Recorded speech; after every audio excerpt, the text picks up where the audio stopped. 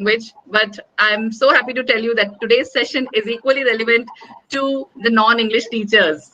And what's better than that? Because he is a great teacher, a great orator, and we all have this pleasure of listening to him today.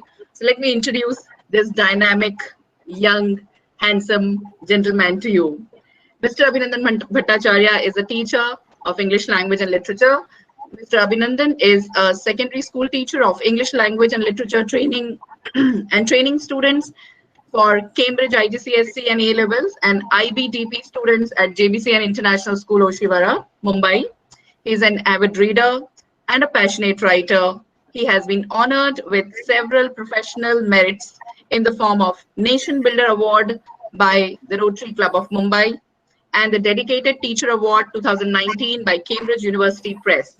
Now, this is some very formal introduction. What I know him as is a passionate learner, a keen learner. And what I see is he's the one who calls a spade a spade.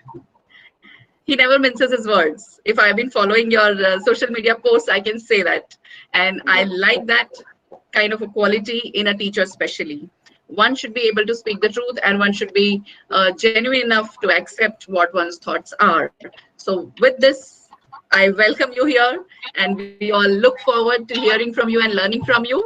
Once again, welcome to every participant. It's a proud moment to have almost 100 people right at 4 p.m. with us. So over to you, Mr. Bhattacharya. The stage is all set for you. Go ahead.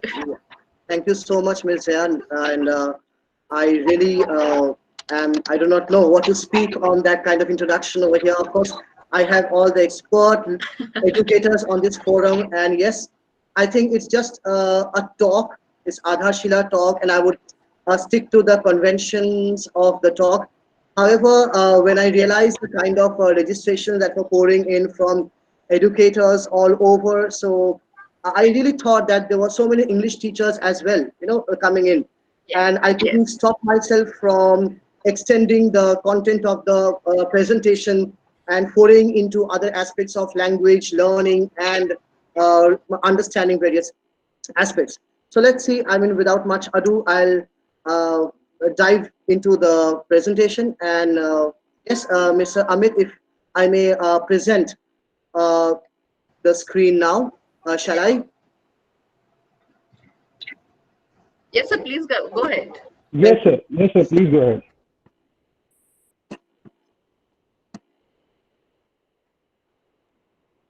Do let me know if my screen is visible to all.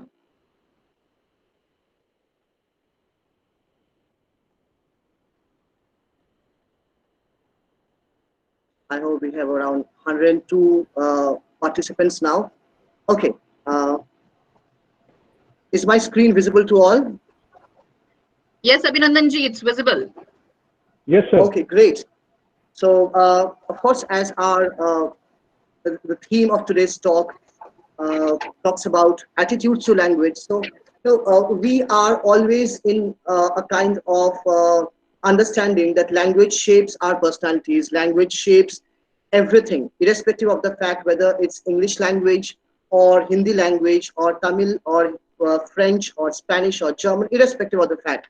Now, what I have narrowed down today is with respect to English language and how we are we shape our ideologies, we shape our perspectives, and then go about formulating our knowledge overall and consolidate them on the basis of our attitudes, on the basis of our viewpoints that we have.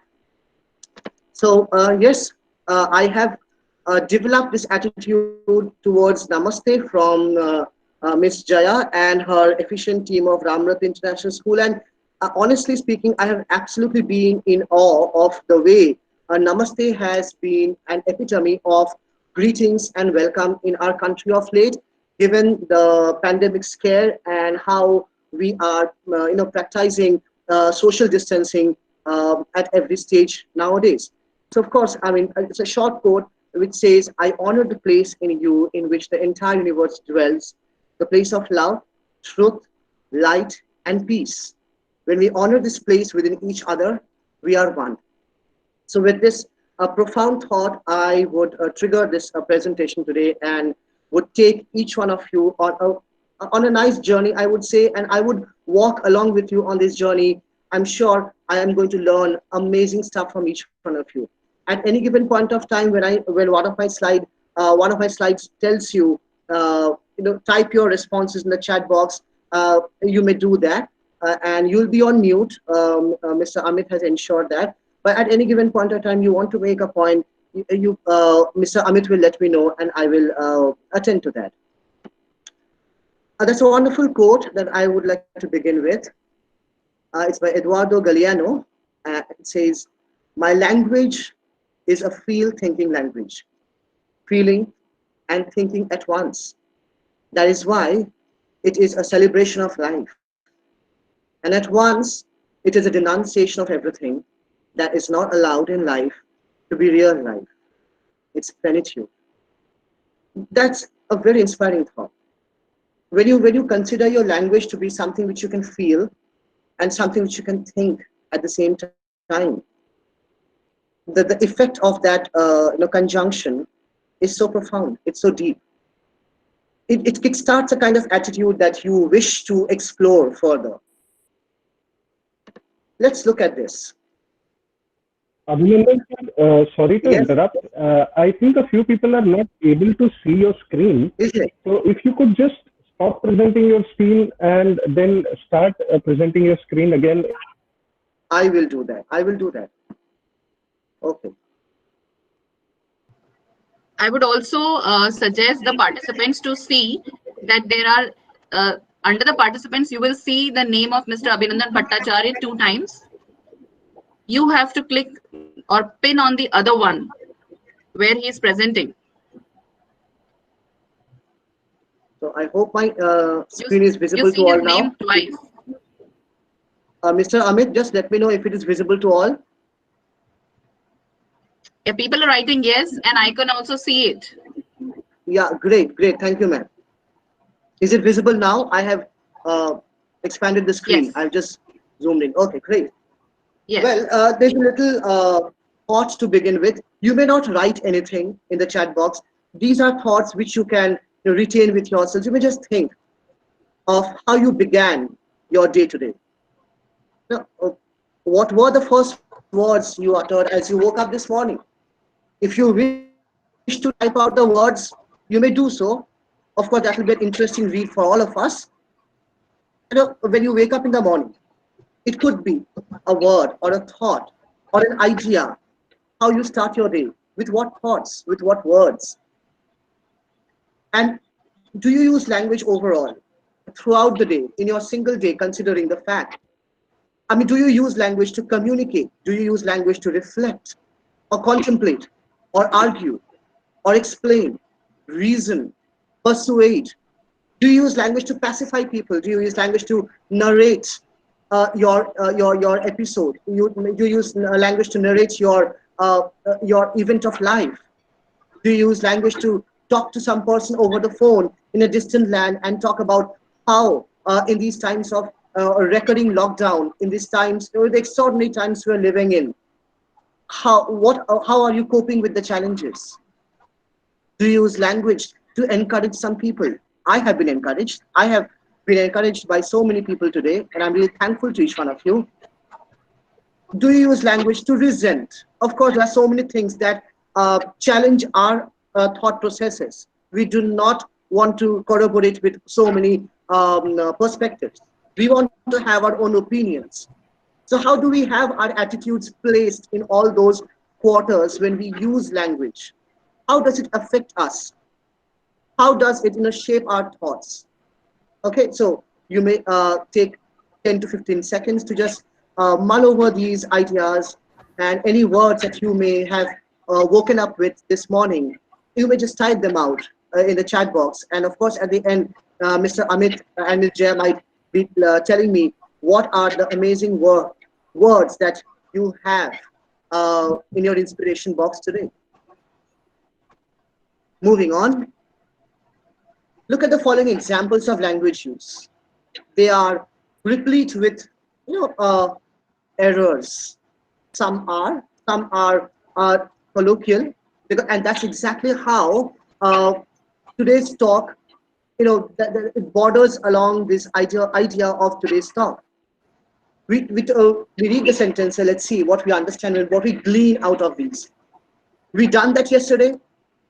Of course, we can understand as teachers of English, or maybe I know every teacher is a language teacher. Even our conventional usage of expressions, we understand there's some grammatical inaccuracy in that sentence, but it's colloquially correct when you speak out.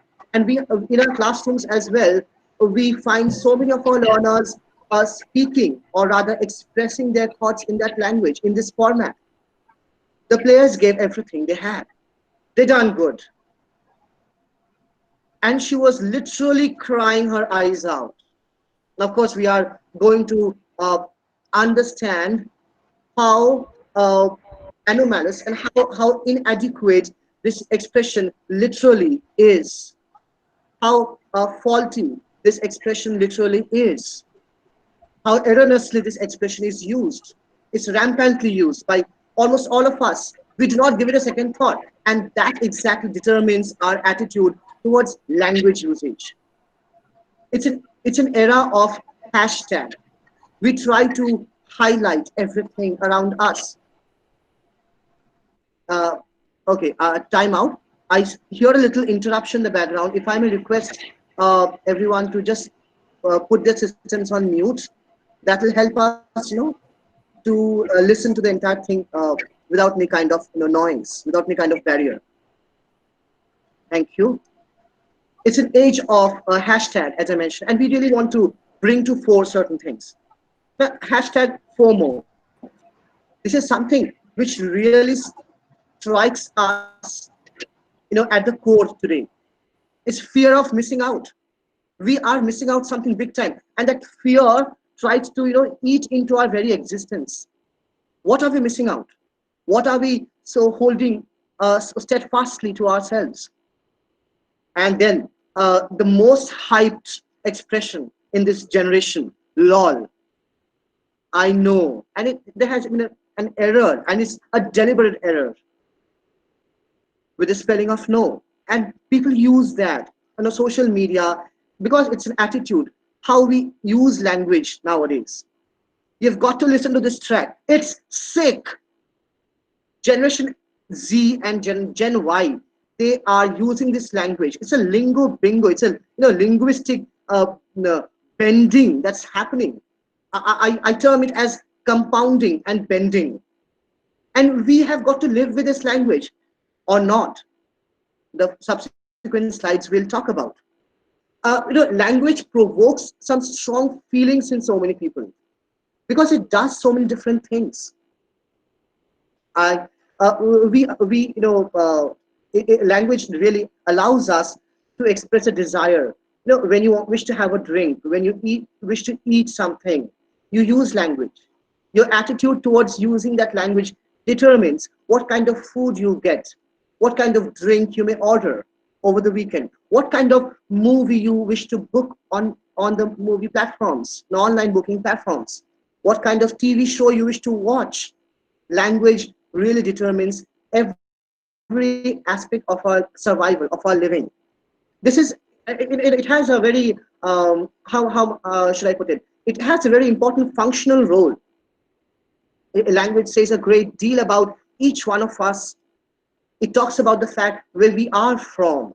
It tells us how we want to project ourselves, our values, our relationship with others.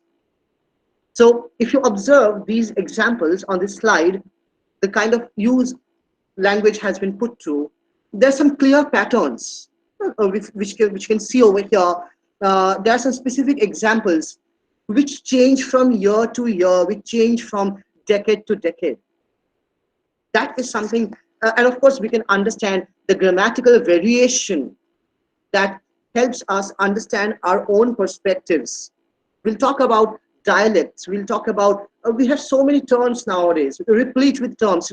We are shrouded in some kind of vocabulary. But of course, we understand that instead of using, our learners often in our classrooms pick up the impression and the notion that we need to use some highfalutin words and vocabulary. No, that's not the case. That's a myth busting thing.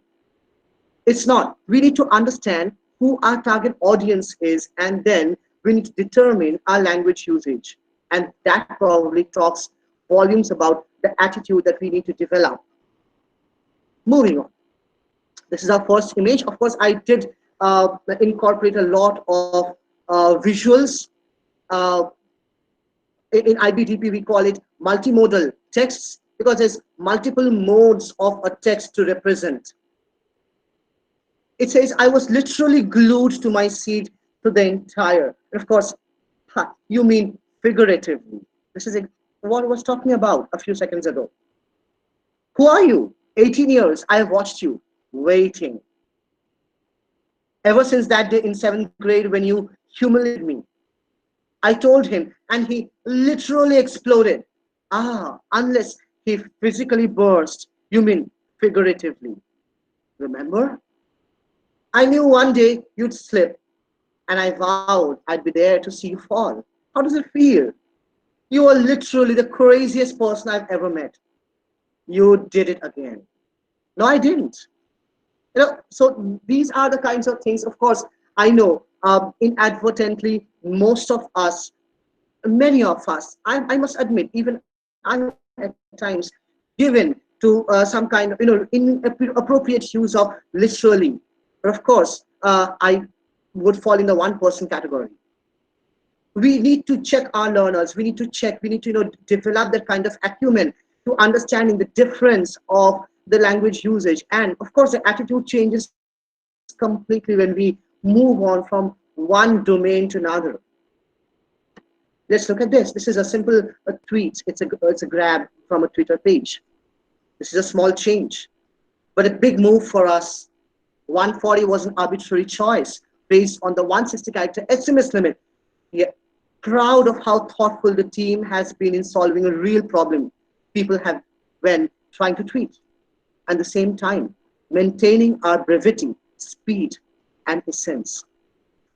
If you observe, dear colleagues, a remarkable part in this text is, in the use of language is, though it talks about limitation of characters, restriction of the thought of the content, rather, it talks about brevity, it talks about the 3 outstanding pillars of any writing. It talks about brevity, speed, and essence. Of course, it talks about the SMS limitation. It doesn't use SMS language. And that's something remarkable over here. We all struggle, and I don't know, I might be wrong, but I think we have all outgrown even the SMS era. We have moved into some different era altogether, wherein SMS language, of course, is used rampantly, but not in SMS style anymore. SMS style also had its restriction, like as I mentioned over here, it has a reservation, it has a restriction of number of characters. And now, with the advent of WhatsApp, with the advent of Twitter and Snapchat and Instagram, where you have your own word limitations, our attitude towards language writing has changed. Probably, these limitations this brevity would have been an amazing idea to teach summary writing skills to our learners. Of course, we know brevity is the soul of wit, but how much wit is employed is indeed a matter of question.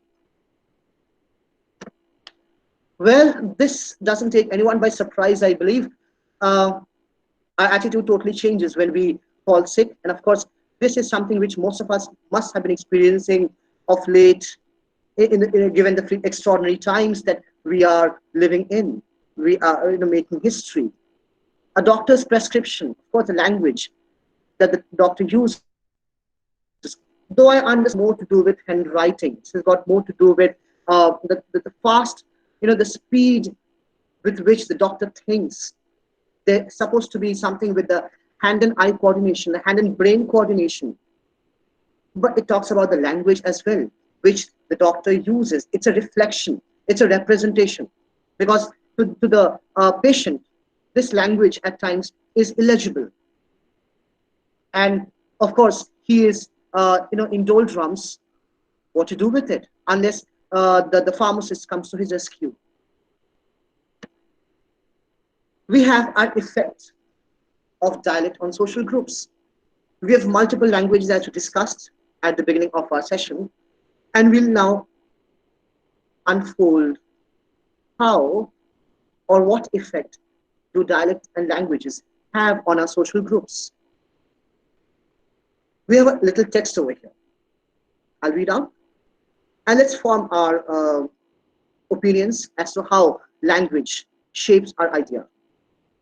English has prospered through assimilating terms from another languages and engagement in London and beyond, with speakers of foreign languages has enabled this, while also propagating hybrids such as Hinglish, a blend of Hindi and English.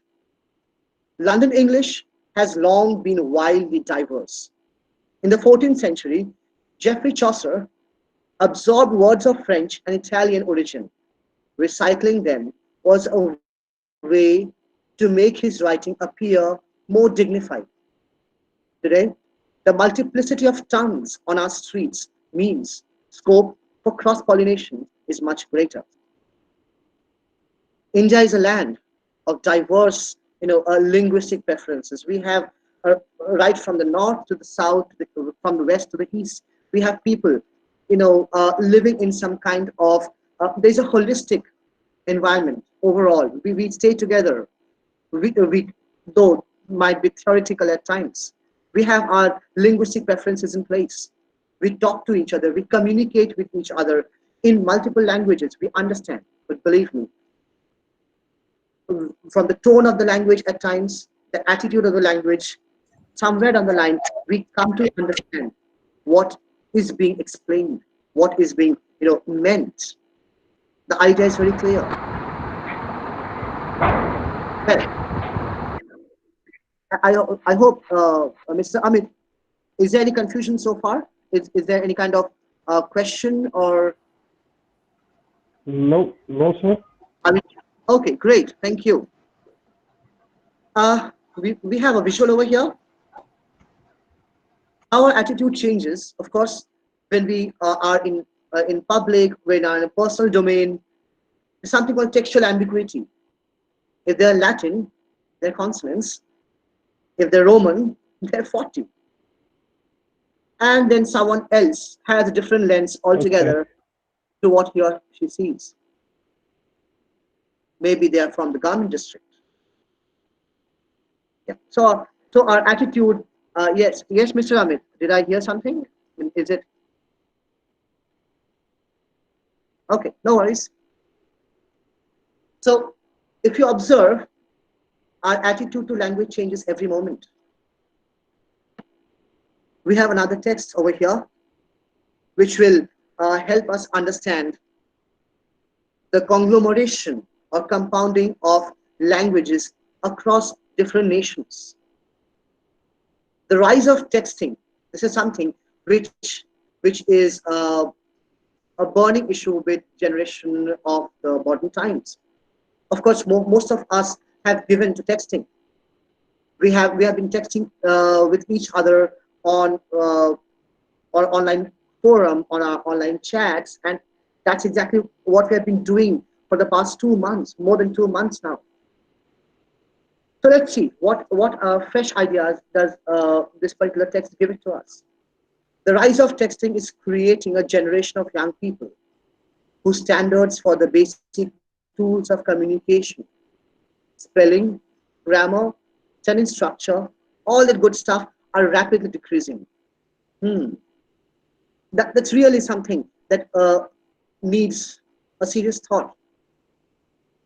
Honestly speaking, we do find a lot of cultural decadence in the way language has been used in the modern times by the people, by the netizens, by the community of learners, by the community of adults at times who are mature, and yet they use language in a different with a different approach. Let's move on and let's observe what it has to offer to us. As a space apparently without rules and regulations, it seems as though literacy standards would instantly dissolve on the internet. Text messaging also seems a likely candidate for the decline of the English language, since the physical constraints of a phone's keyboard make brevity a bonus, often via unconventional spelling. Of course, over there, I know, and I salute all the educators who have been grappling with the challenges of online classes and online teaching in the past uh, 7, 8 weeks, and who are still doing it and will continue to do, hopefully, in a couple of months to come, because things do not look up a positive shape right now. Having said that, we do understand the kind of liberty, the kind of privilege that learners seem to be taking, and even we as adults seem to be taking when it comes to autocorrect. And as a matter of fact, we go wrong. We go, unapologetically wrong with so many spelling errors that we type out, maybe in a frenzy, maybe in some kind of a frantic mode where we need to express our thoughts across the other person. There is some kind of, we are hard pressed for time, and we need to express our thoughts. We just need to convey it by hook or by crook. So we go wrong, and we do take the benefit of the doubt. We have the autocorrect to our rescue, to our help. And so often it happens that we tend to ignore, and then we have a nail biting moment where we are struggling to remember the spelling of a particular word. That happens. That happens with everybody. That happens to the learners, especially when the spelling is supposed to be something very, very common. Yet we have it at the end of our tip of our tongue, and we have it at the end of our brains, but we just cannot produce the right spelling. So somehow we do realize that our hands are tied and our feet are bound with the kind of texting culture.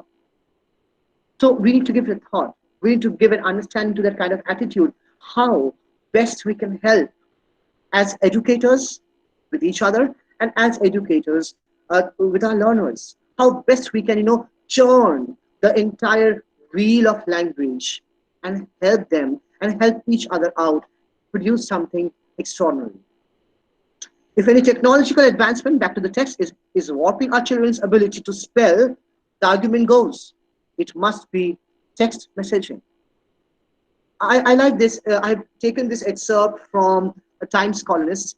I like the way they have, had given the heading to this article over here. English can absorb assault from text. It somehow, it produces that kind of attitude, that kind of, powerful pride it fills us with towards English language. That English has a power to absorb assault from texting.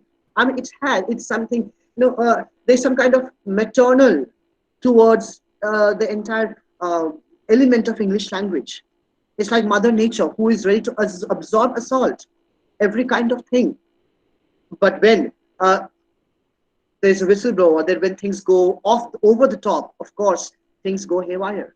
And then is a requirement. We need linguistic experts and grammar Nazis to come to harangue us with the kind of adequate structure and form. I do. I wanted to share some important websites because there are amazing. There are amazing passages. There are amazing texts which do talk to us about how language is an important aspect. How we can use these kind of different tendencies. How there's a different structure towards American language and British language, and how these things really make an important significance in the way we have our attitudes and develop our attitudes towards language. Well, when we talk about language learning, of course, we have satire, and I'll come across various rhetorical devices. Most of us are experts in that. I know I wouldn't be doing an extraordinary job in that, but of course we do. It's a talk, so I thought of taking the privilege to just share and touch upon this basic elements of it. Let's have a look at these two visuals out here. They are taken from R.K. Lakshman's and the best of R.K. Lakshman book. It's an amazing one. And of course, these are more to do with political cartoons, you may say. The first one talks about, no, sir, it was not there when you visited your constituency last. It was just a sapling you planted then. Look at the attitude to language. Look at how would you reflect on this? How would you really ruminate on what is happening in our present world we live in? Who cares? I mean, the people who are supposed to care for us, do they care indeed? Or there's something too ignorant about their attitude towards all the languages, all the kind of expressions, all the kind of thoughts that we produce before them. And then we have a conflicting interest over there. If you observe in the next cartoon, the minister says, "Fool, that's no place to go about telling the truth that the fulfillment of our promises are subject to the availability of funds, etc." And of course, the blabbering goes on. And poor thing, I mean, he is so crestfallen. He is not able to connect the dots as to what went wrong. And as usual, our common man stares, bewildered, not too surprised, because probably Lakshman's common man is so used to this. Language around us keeps on shaping our thought processes, our ideas so frequently at every single stage of our lives. Language teaches us to be upfront. Language teaches us to understand, and what is right is right, and what is wrong is wrong. You need to speak up with the right attitude. And of course, I always mention to my learners in class, and of course in my sessions with teachers, we need to maintain two essential attributes as educators: sophistication and maturity, something which is really waning out nowadays. Right? Let's move on. Let's see what we have next. I have some quick thoughts over here to pen down with respect to what we have been working on and exploring so far. Well, we do have correctness. As I mentioned, language is seen as being either right or wrong, correct or incorrect. We have moral standards to maintain. It's very sad. It's a saddening experience when we observe countless people, basically the generation Y. Do I want to blame them? The kind of language that they use, it is really sad to be a party to that kind of language.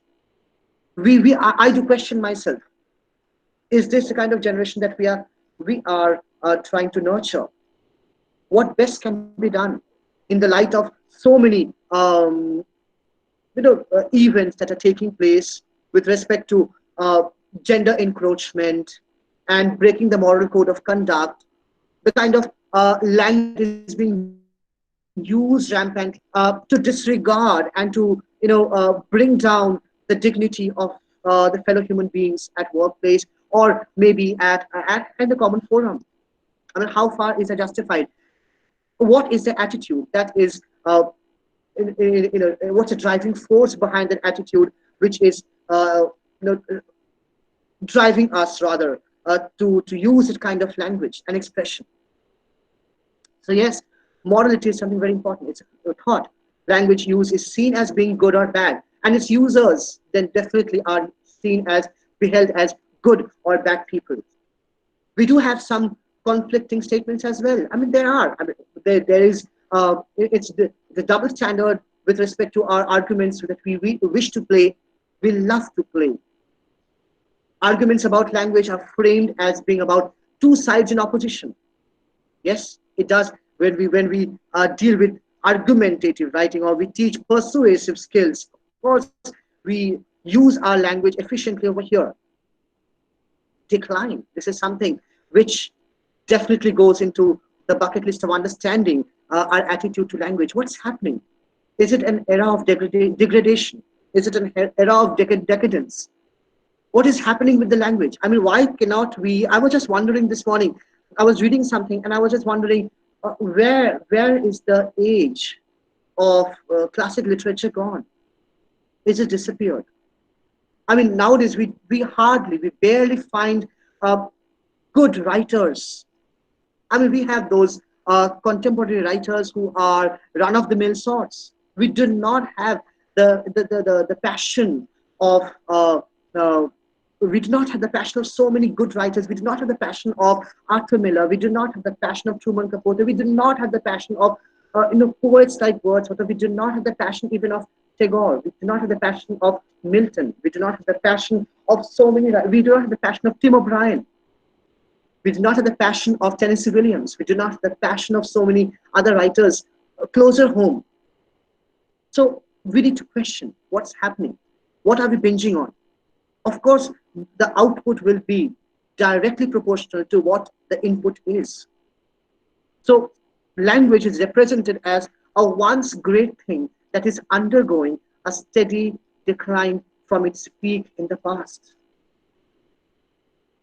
It's a wake-up call, believe me. We do try to even connect that idea, the term pollution with language. I mean, is there something that we need to consider big time about the way language expressions and linguistic thoughts are being represented in our present times? Language is represented as something pure, but is it at risk of pollution? What can we do to unpollute this? Language is seen as under threat from outside forces, of course, with the kind of songs, with the kind of rap culture invading into the very body of real good usage of language. I do not have a personal animosity with any kind of language usage, but then I think the integrity, the value of some expressions of some mainstream language should be retained. We as educators, I am sure almost all of you will agree with me when we visualize and when we realize the invasion of this kind of threat of these external forces into our children's writings in our academic structures. That's really appalling at times. It really moves me. And how? Where are we failing them? We need to change the attitude. How? Let's understand that. Well, this is something which I've taken from the Discover magazine from June 2020. I have a quick reading of why. I mean, I was really intrigued, and I was really very, very surprised by the way researchers have been studying about the kind of swear words that people have been using rampantly. And yes, a psychological research has been done on that, and reports have been published. And the big question is it good to swear? Because in extraordinary times, we all have been a party to swearing at one point of time. We have known people around us who have given to swearing. Let's see what the article suggests to us. I'll make a quick reading. Skip the swear jar? Well, damn. Scientifically speaking, a penchant for profanity doesn't seem to be such a bad thing. Studies have shown that swearing relieves stress. Wow. Dulls sensations of pain, fosters camaraderie among peers, and is linked with traits like verbal fluency, openness, and honesty. A 2018 study in psychology of sport and exercise found that letting out a few choice words during a workout can actually make you stronger. In the study, participants who cursed aloud while gripping a hand vise were able to squeeze harder. This isn't the first time someone studied swearing. In a 2009 study, researchers from Keele University's School of Psychology in the UK found that swearing increases an individual's pain tolerance. That's quite relative. Repeating a swear word of their choice allowed participants to submerge their hands in ice-cold water for longer compared with when they attempted the same feat with a neutral, non-taboo word. Cursing can influence social dynamics too. Swearing can enhance the effectiveness and persuasiveness of an argument, according to a 2012 study. And while some might consider swearing less than savory, another study revealed that people who curse often actually lie less and have a higher degree of integrity. Good Lord. For many, the use of obscene language isn't just boorish behavior, despite the common assumption that people swear because they lack the vocabulary or intelligence to express themselves in other ways. In fact, Timothy J., Professor Emeritus of Psychology at the Massachusetts College of Liberal Arts, has shown the opposite is true. In a 2015 study, he and a colleague found that an individual's fluency in the English language is correlated with fluency in swearing. In other words, swearing may actually be a sign of greater intellect, not less, and a more robust vocabulary. People who are good at producing language are good at producing swear words, says Jay. It's not because they don't have language, it's because they have a whole toolbox full of words. I mean, isn't that unbelievable? I mean, over here we have a generation of people trying to, train each other. Swearing is bad, and then we have researchers with this kind of research coming up, with this kind of study coming up. I really have multiple arguments to this. I don't know if who has funded this kind of study. Is it genuine or not? But deep down, I understand, and I'm sure most of you must be seconding the thought that yes, swearing in terms of crisis does help us. You let the steam off at times. It really is helpful. But then, do you see the paradigm shift in the change in attitude? How language really helps us, change so many dynamics, so many perspectives altogether. And of course, when we're talking about swearing, how far can we stay away from the bard? Let's see how the bard had played some important role in using swear words in some of his plays. Of course, he didn't use swear words, he had not been so vociferous about them. Of course, he used the affronts so outlandishly. Probably using these kind of languages might help changing the attitude, the kind of swear, the kind of words. At times we do, relegate the vocabulary enrichment of our learners when they use, replace, and substitute so many good expressions with swear words and curse words.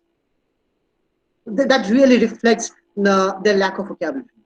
Let's have a quick look at some of the amazing affronts used by Bard. And of course, they made for good hilarity, good wit, and they did convey their message bang on.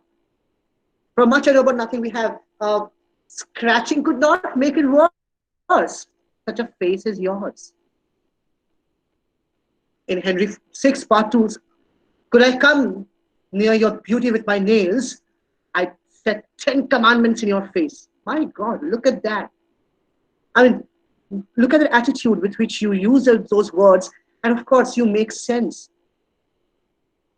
From As You Like It, we hear, in civility, thou seemest so empty. Had any user in the present generation used a replacement for this kind of language, probably say, oh, you are such a dash moron, because you lack it. In civility, you seem so empty. You do not have anything within you. Richard III, we have, out of my sight, thou dost infect my eyes. Any commonplace in the contemporary platform might say, oh my God, you give me a sore eye. In King Lear, we have, you are not worth the dust which the rude wind blows in your face.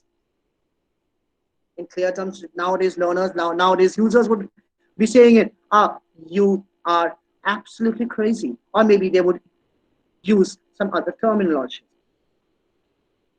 From Romeo and Juliet, we have, out you green sickness carrion, out you baggage, you tallow face. And then we have from Troilus and Cressida, thou sodden-witted lord, thou hast no more brain than I have in my elbows. So they mean to say that, oh my God, you are good for nothing. The sodden-witted lord. You're totally brainless. Or maybe they would say, your brain is filled with crap. So I have used a very sophisticated word for the other alternative that they might be using in that context. Now, a time, it's a question hour. Let's see. I might see some interesting responses in the chat box. Your first question, Yuri, what are the main attitudes to different accents where you live? So of course, language, accent plays an important role in language as well. So you might just share your thoughts in the chat box, and I will request Mr. Amit to just monitor that. How are the responses coming up? So what are some of the main attitudes that you have to different accents where you live? I understand. In today's session, we have participants from all over India. So think about the precincts that you stay in, and think about the kind of attitudes that people have, or that people have, or even you have, to different accents where you live. And then you have a next question. Do people in your area see the local accent, if there is a noticeable one? Of course, we do have, every state, every city has its own local accent. It's a dialect. As something that is warm, friendly, intelligent, or something to aspire to. Believe me, it has been 12 years, 13 years for me in Maharashtra, and I have been able to pick up bits and pieces of Marathi. And I really find that language, I would say it's warm, it's friendly, and it's definitely something to aspire to. And then we have the third question, your way. Do others comment on your accent or that of your friends if you go somewhere else? This is something that has been a major cause of concern. I have really come across from many school teachers, from many school students. They have this, they voice the same kind of, and others echo the same thought that no, the people say, my friends tell me that no, tu English jhad raha hai. You are trying to show how good a command over English language you have, and the kind of vocabulary that you throw, like pots and pans, and the kind of accent that you throw, you want to just show off. And that's precisely has put off so many children to converse in English language. So is that a change in attitude? And what we as elders can probably do in that regard to change that attitude? Let's have a quick moment, and I would request, I'll give you maybe a minute to type down your responses in the chat box, and Mr. Amit might be monitoring that. I request Mr. Amit to let me know once you feel all the responses are in, or most of the responses are in.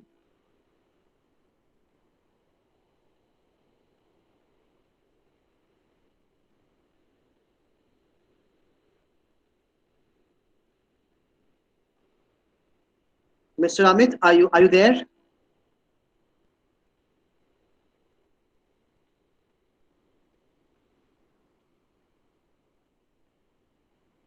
Well, hello, Mr. Amit, are you there? And I say, okay. Yeah, Mr. Abhinandan, you can ask me. I can help you. Sure. No problem.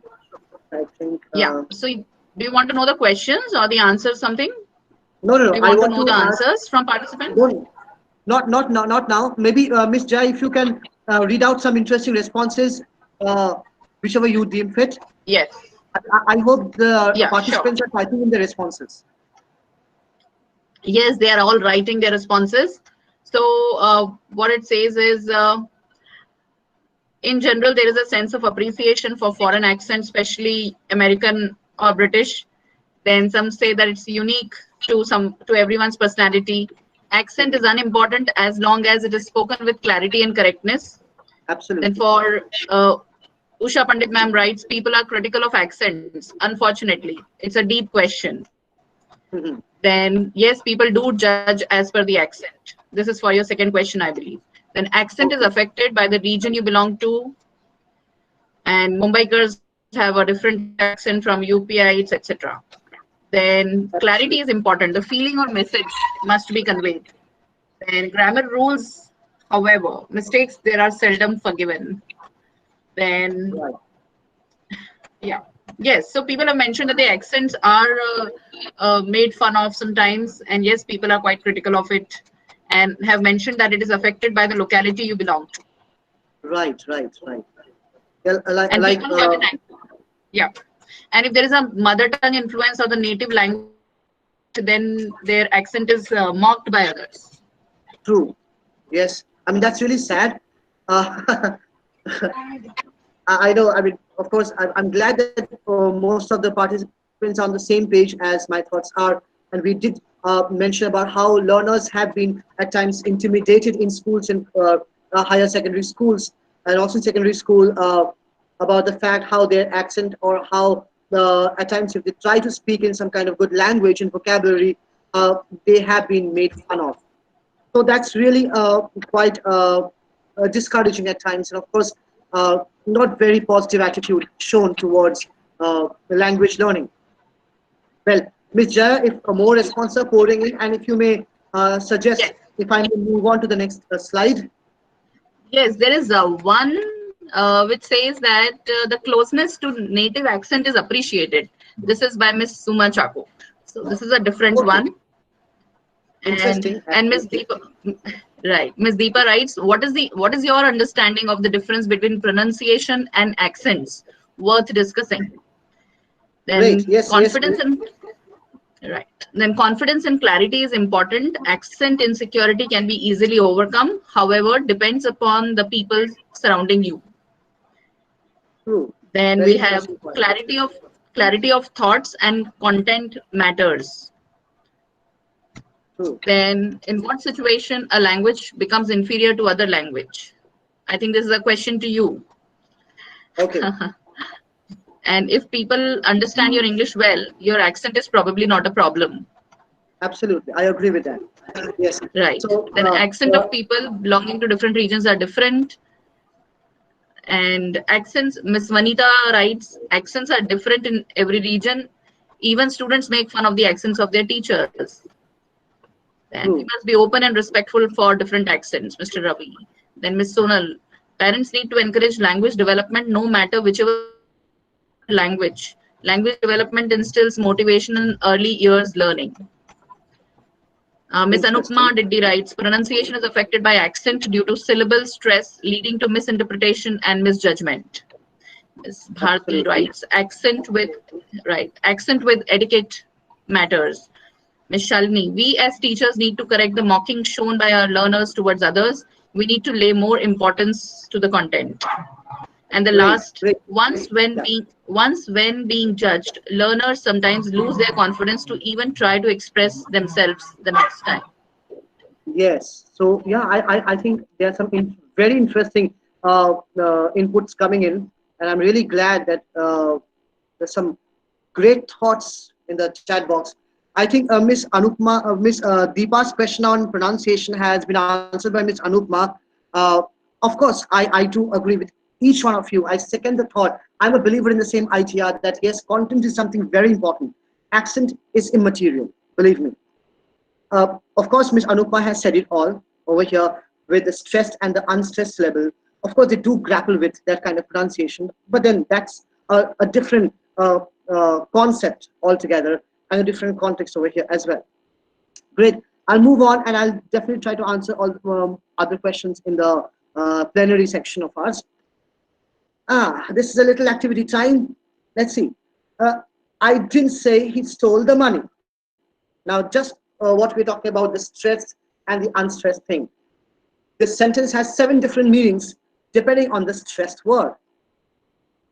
Now, I would say, let's work it out. Let's see. It means different at every different moment. When you use the stress, and I say, I didn't say he stole the money. it means I'm not the person who told that. I didn't say he stole them. I mean, look at the emphasis out there. Look at the stress on didn't.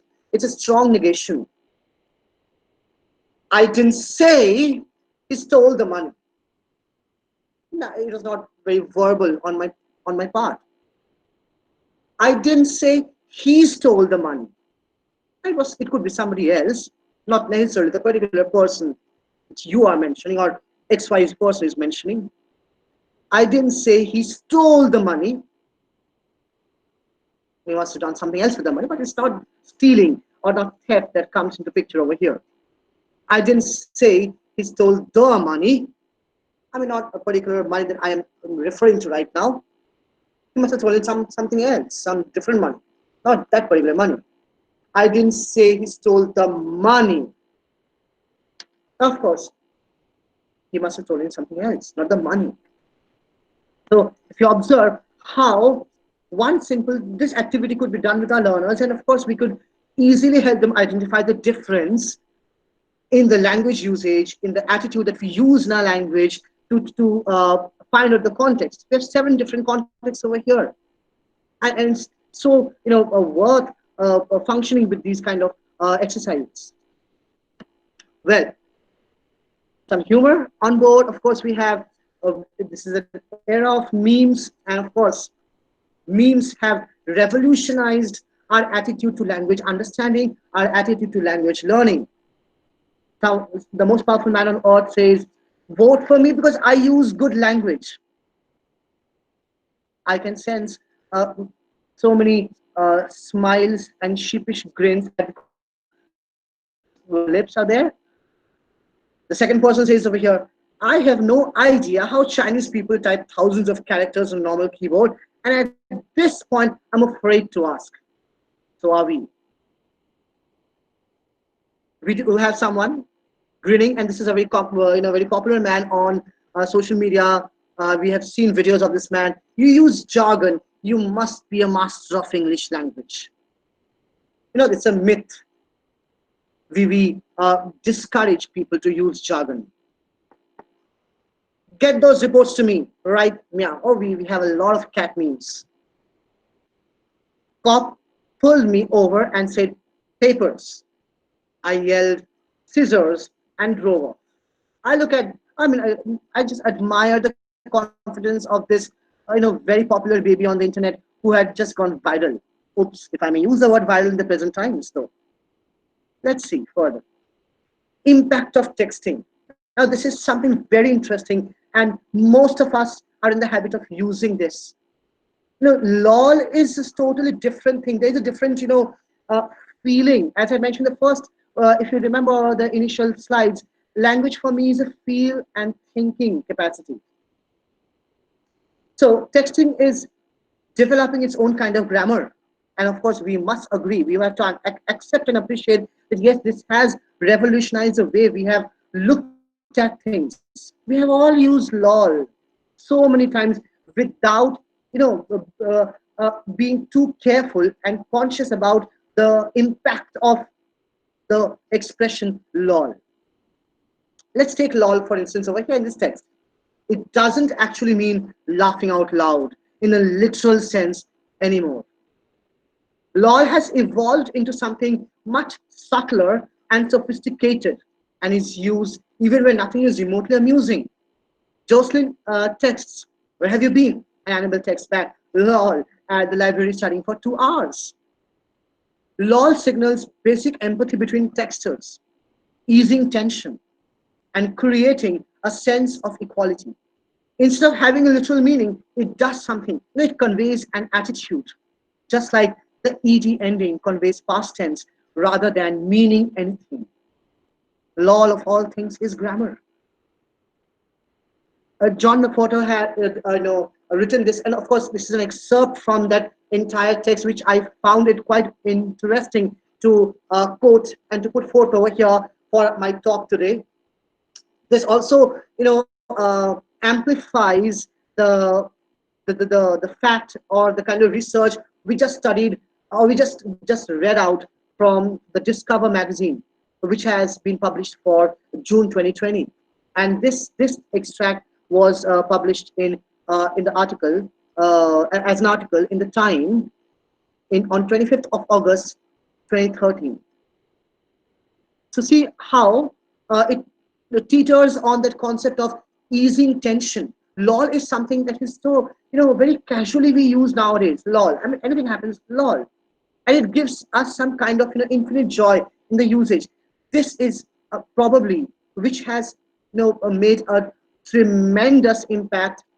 And as I mentioned earlier, texting has had a tremendous impact in the way we use language. And our attitudes have undergone a sea change. And I don't know whether this thing is here to stay. But as the current trends show, because it's trending, and what is trending, that stays. This is a funny image which I have. It's an actual grab of a conversation between a mother and a child. It's quite hilarious. Your great aunt just passed away, lol. And the child asks, Mom, why is that funny? It's not funny, David. What do you mean? Mom, lol means laughing out loud. And the mom is, at her wit's end. So clueless what to do. Oh my goodness, I sent that to everyone. I thought it means lots of love. I have to call everyone back. Oh God. When I know, I can understand what, and we all can understand, decipher what must have been going through this mom when she had to call everybody to express her double condolences for the person who passed away. Of course, when we talk about in the initial stage of my talk today, I did mention something about compounding and bending. This is something very, very important. When we talk about lexical and semantic changes, we have Facebook. Is it your genuine face that is presented in social media or a curated version? Likewise, how is an online page really a book? Some thoughts to ponder. Twitter. It is used as a common noun to describe the song of birds. Social media platform harks back to this meaning, which is Bluebird logo, and allows millions of users to tweet their own songs. Now that's quite metaphorical, that's quite symbolic in itself. Or frustrated responses to international politics and football results. Well, and then we have the most, dreaded word and the most talked about word, virus. It has never made more sense to humanity. And it will never make more sense to humanity more than this millennium done. Originally used as a medical term to describe a body-causing infection, we all know, and I know none of us need that explanation. The word is now used to describe programs that can interfere with the normal running of a computer. Similarly, we have zombies. It's used to describe a kind of undead spirit, but is now also used to describe a computer that has been infected with the virus and is under the control of an outside force. So on similar levels, on similar thoughts, if we could think about the following words, we have all, they're all compounded, they all have different meanings into different terms. You might say some of these words over here are puns, of course. Hack can mean you hack someone to pieces. When you're a hacker, when you hack someone's system. You're a follower, how many followers do you have on a social page, on Instagram page, on your Facebook page, or someone who is a genuine follower? Look at the change in attitude over there. Forum, it's a forum for me. It's different forum. Troll, which has two meanings again, in two different contexts. We have menu, again two different meanings into different contexts. Stream, what's streaming on Netflix, what's streaming on Hotstar, and in stream, clear blue stream. Poets in the Victorian era would never have thought about stream could actually mean what we understand by the word stream today. Mouse, and then save. Of course, look at with every single usage of language, how the attitude changes. We have some ambiguity. This is just for fun. The presence of two or more possible meanings to the single word, just to carry forward the idea that we had in the previous slide. We have lexical ambiguity, we have syntactic ambiguity. I saw her duck, of course.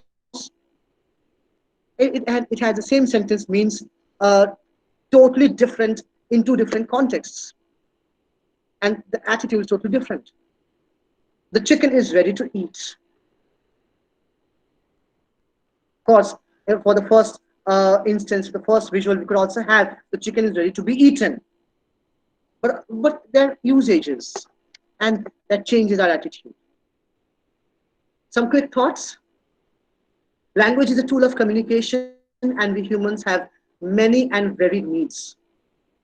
It's just to brush up what we have. I've been talking on the language, essence of language, and the functionality of language. We use language in a transactional function, of course, to convey ideas and emotions. We also use it in an interpersonal function to express solidarity, social distance, and identity. This is in keeping with the present times. We use that. We have been, going overboard. We have been sincerely expressing our solidarity with the language usage for the past 2.5 months, and we have been doing so well in expressing that. We have been, there have been there have been messages, there have been headings and headlines screaming out at us every single day in the newspapers: stay home, stay safe, wash your hands. And these are, it has totally changed. If you observe how, it has been some kind of we have been intoxicated with the kind of language that have been used for so long for the past 2.5 months, and we are following suit with that kind of language attitude now. When it comes something in print, of course, it has a tremendous impact on our psyche. We see something, okay, it has been, in the newspaper, in the headlines, broadcast, telecast, radio cast, always, and it has sunken into our system somehow. Our attitude changes. Guy Dosher in 2006 refers to three overarching patterns in language change. First is economy, that language changes to save its users time and energy. I might be corroborating with an idea. We use a lot of abbreviations in text. Of course, our younger generation uses ellipses in Twitter. Oh, this is something very fantastic. I know I do use at times. I must confess. At the end of messages in WhatsApp, on social media, we are in the habit of using ellipses as if it's again a brain and hand or finger coordination. Because we are thinking while we are typing, and this is a different attitude altogether. We inadvertently tend to use a lot of ellipses, dot dot dot dot dot, because it's a continuation of thoughts, probably, right? Expressiveness, finding new ways to express or emphasize meaning when old ways lose power or effectiveness. So is it like the old order changes, yielding place to new? And if it's new, how far the new things need acceptance? That's a thought to ponder on. Needing to find new ways to say good or great, or we say awesome. The awesome is something, again, we do not, and in this context, definitely, with all thanks to Miss Usha Pandit, of course, her book Writing with Ease has been so effective. You can use so many different words, so many different vocabulary in a different context or in the same context. That totally heightens, elevates the effect of language usage, and it changes the attitude. If I can replace the word high or big with magnanimous or colossal in a context, the entire attitude changes. Next, we have analogy. That language changes in ways that match how other changes have taken place. That language changes because of cumulative changes made for similar reasons. We do have another thought, though I do not wish for any kind of responses in the chat box, but yes, we can all keep on pondering on this question. How does language help us develop our attitude towards the way we interpret and negotiate on the meaning of things? This is something too familiar on the lines of our academic construct that we have been voicing for our learners. We need to understand the context. We need to interpret the context. We need to find meaning and negotiate on the meaning. I'm presenting before you some visuals now. Let's see how our attitude changes over here. This is a from a Dove campaign. And in each panel, if you observe how each woman has been represented, and each one of them is happy. They're unapologetically beautiful. It's such a beautiful feeling altogether. And our attitude changes. And it's a kind of question. You might term it as, of course, you are answering. Each one of you, I know, you are answering to some of the questions. Is it fat or fit? Of course. I mean, she doesn't care. For her, she's fit. That's fit. That's a definition of being fit. It's flat or flattering. Of course. I mean, that again lies in the eyes of the beholders. That changes our attitude. Whether you're freckled or you're flawless. I mean, you are flawless for yourself. You're flawless for the world. You're 44 and hot or you're 44 and not. That again determines your attitude. The way you flaunt, the way you carry yourselves. That's amazing part of language construct. You're wrinkled, you're wonderful. Both ways you're wonderful. And that's a brilliant concept that we need to instill in our psyche, and we need to develop our perspectives. And of course, our attitudes will change thereafter. We have this still over here, this visual. It changes our stereotype. Our attitude changes. So we have been expressing our solidarity. We have been praising the frontliners. I mean, the nurses, the doctors have been working round the clock for the world at large.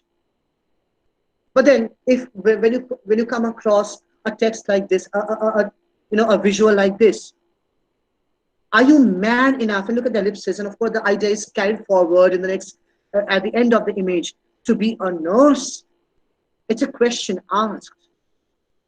I mean, do you have an answer? Do you answer that in yes or a no?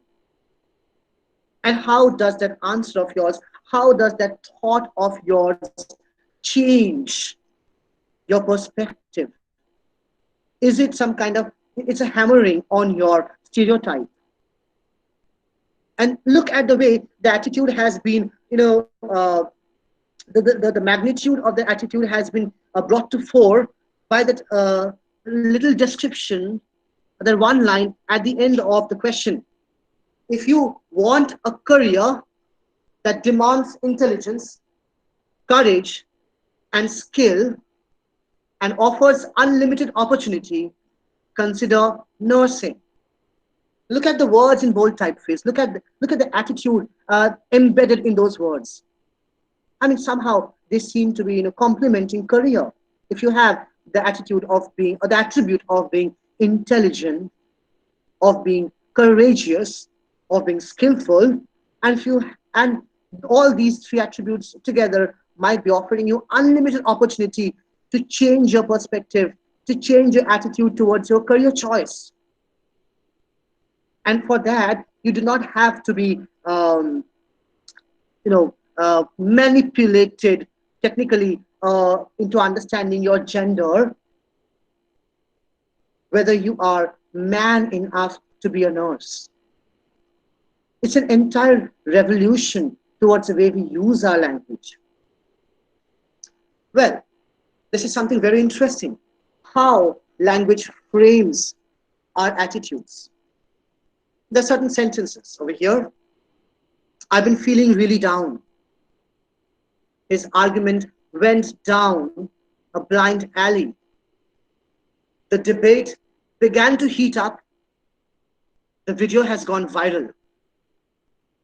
There's something very interesting coiled up in all these sentences.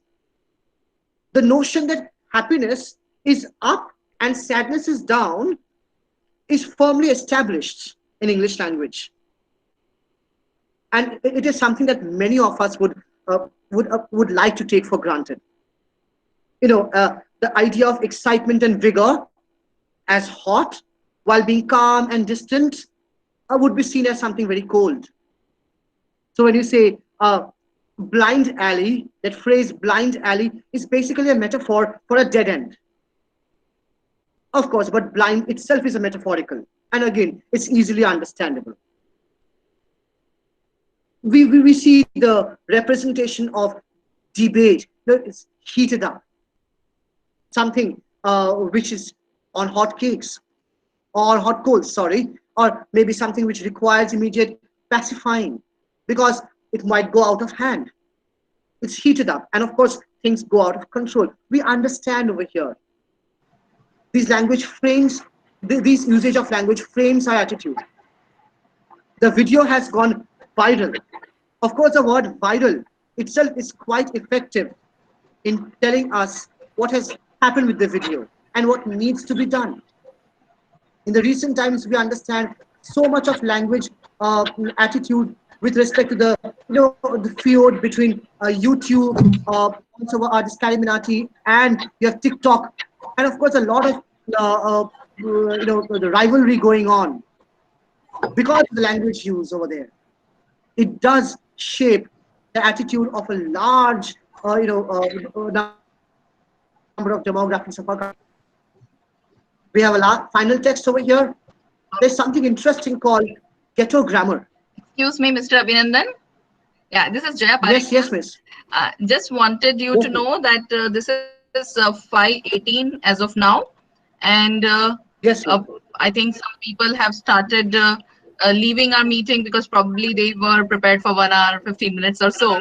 I just wanted to Okay, okay, remind you okay. that we have exceeded a little by the time limit, and if we Sure. could try to Okay. limit ourselves. I'll just I'm wind up very in the next sorry five to minutes. disturb you. No, no worries, no Okay, worries. No, my okay, apologies. go ahead, sir. I'll wind up in the Thank next you, five thank you. minutes. Okay. So, ghetto grammar is something, English language is an incredibly rich inheritance. It's somehow, by this statement, Lindsay Jones wants to suggest as if English language is some kind of object, which is, passed down from generation to generation. And it changes our attitude over there as well. It has a different perspective altogether. And it's time to embrace something new. Well, this was a question that I had asked. Of course, due to time constraint, I'll just speed up. And this is something again published in the Sunday Times, 24th May. Yesterday it was published in 2020 newspaper. And let's see what it talks about. And of course, we have a lot of statistics out here and some kind of rules that are being changed in Virginia, how they are trying to make law, against profanity in public. And see, we are living in strange times. And of course, how the language is changing faster. These are some bonus key terms for additional takeaways, and I really thought that could not fit in, but of course, I do have no option but to just, you may just glance through these terms and stuff. And this is some kind of stuff that I had kept for my next webinar. I would like to talk about body language and how body language determines your attitude. And of course, this is exactly what we're doing. We are dabbing, and how the World Health Organization has issued this campaign: dab when you cough, dab when you sneeze, dab to beat hashtag coronavirus. We are all ready to dab. We are all ready to develop an attitude and form an attitude towards different language altogether. And we have been doing that. And this is exactly how we have, molded ourselves into this language change which has come our way. And this is the final slide. And this is a feedback time. This is the last slide. I would request the participants, whoever are remaining over here, which body language resonates with your current mood and attitude. And as a parting note, I have a little music to be played for each one of you, if you bear with me for a couple of more minutes. I hope the music is audible. Yes, it is.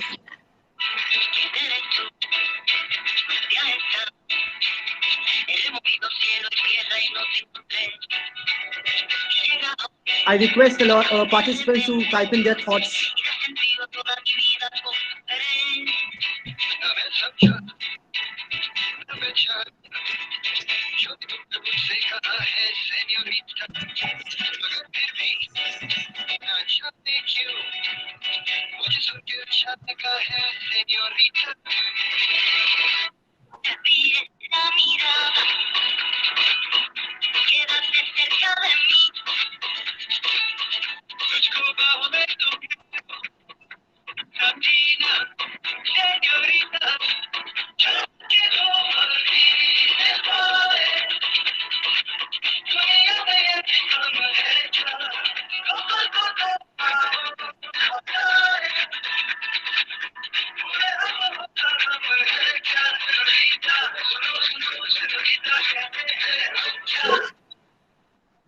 So that's it from my end.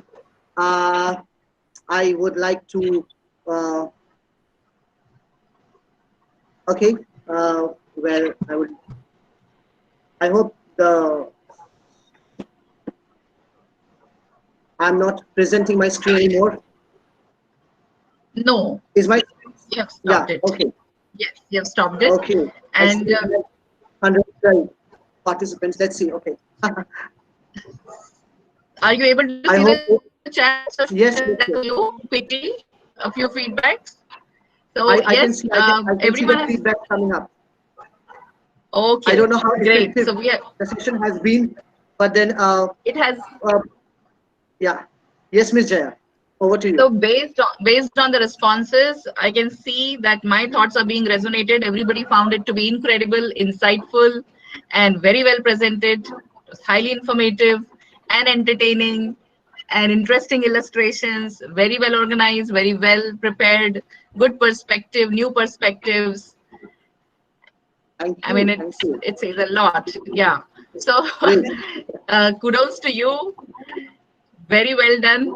And Usha ma'am's remark I would like to read. Good webinar, Abhinandan. Well done. Well curated and presented.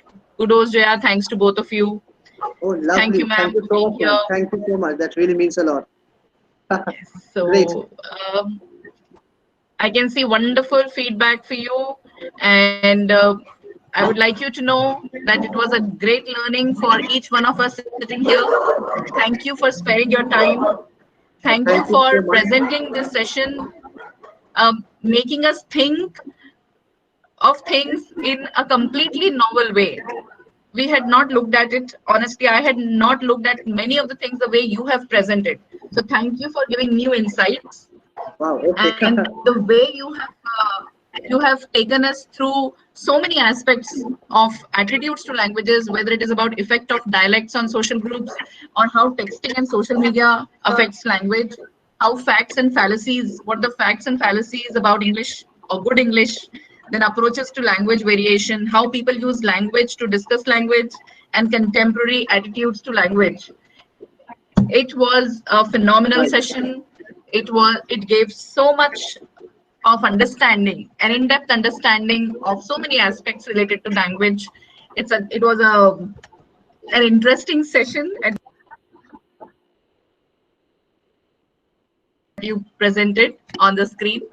So on behalf of all the participants and Ramratna International School family, I extend my gratitude to you and wish you all the very best for all the wonderful work that you do.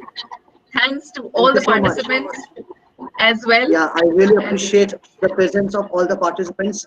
I mean, it was made possible because of your patience, and thank you to bear with me and bear with the presentation, whatever best I could try to manage to give your way. We are all educators. We are in the same field, and I think it's very important we make a difference step by step in all the lives of our fellow colleagues and the lives of our learners. And of course, we are a community and a fraternity. May our tribe thrive and flourish. That's all that I wish for.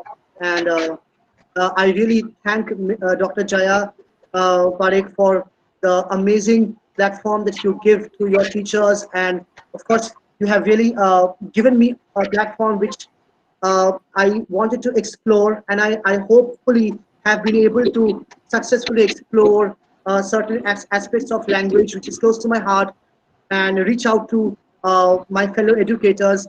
Some of them are extremely expert in their own fields, and I really feel humbled and so modest to present before so many knowledgeable people before.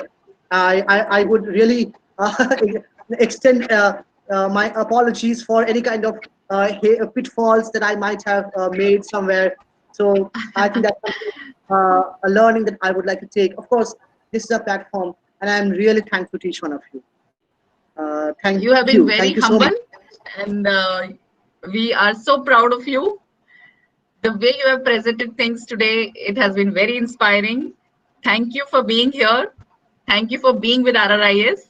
And we look forward to hosting you again in the future on this platform of Aadharshila Talks.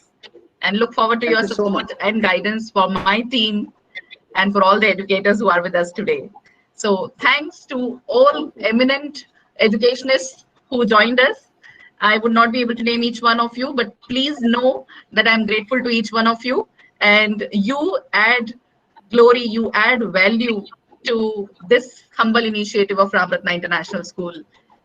Please keep guiding. Please be with us. Stay safe. See you soon in the next talk Yes, of yes. Aadharshila Talks Stay at safe, RRIS. everybody. Stay Thank safe. you, Abhinandan Take ji. good care of yourselves. Thank you so much, Thank you everybody. so much. I really appreciate everybody's time. Thank you so much. Thank you. Thank you. Thank Thank you. you, Thank everyone. you. Thank you for Take presenting, care. Abhinandan sir. Thank you so much, Mr. Amit. I mean, yes, I need to really thank Mr. Amit for from the bottom of my heart, because he has been extremely instrumental in bringing this talk to fruition, and I'm really really grateful to Mr. Amit.